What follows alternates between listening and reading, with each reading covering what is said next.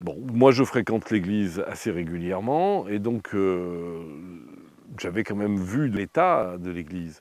Les dégradations, les arbres qui poussent sur la façade, sur les côtés, les infiltrations d'eau, enfin ça se voyait. On voyait aussi qu'au 19e, il y avait déjà eu des problèmes puisque les contreforts sont en place, que dans l'église on voit bien les fentes, on voyait les chutes de gravats, on voyait les pierres qui tombaient quand même. C'était assez visible.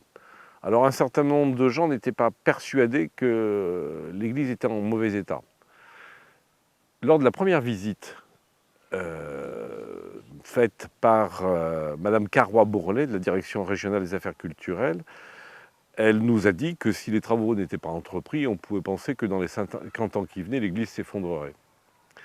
Donc elle confortait ce que tout le monde, enfin une grande partie des gens pensaient, et la nécessité d'entreprendre les travaux.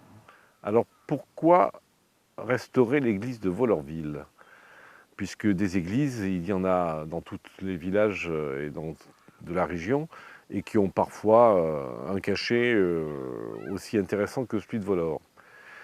Parce que l'église de Volorville a été classée au monument historique, donc elle peut avoir des subsides et des subventions de l'État, ce qui est quand même intéressant.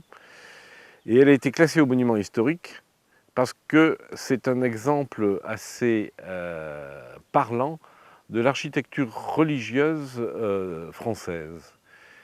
Puisqu'on trouve dans l'église de Volor à la fois du roman, puisque la nef est romane, du gothique, puisque le chœur est gothique, et de l'architecture religieuse du 19e siècle, puisque la façade et le clocher sont du 19e. Le clocher avait été abattu par Couton, c'est un clocher roman au moment de la Révolution. Il a donc été reconstruit au 19e. Et donc l'église est une synthèse architecturale très intéressante de l'architecture religieuse de la France. C'est à ce titre qu'elle a été en partie classée monument historique. On peut aussi être étonné de sa taille, parce que c'est une très grande église.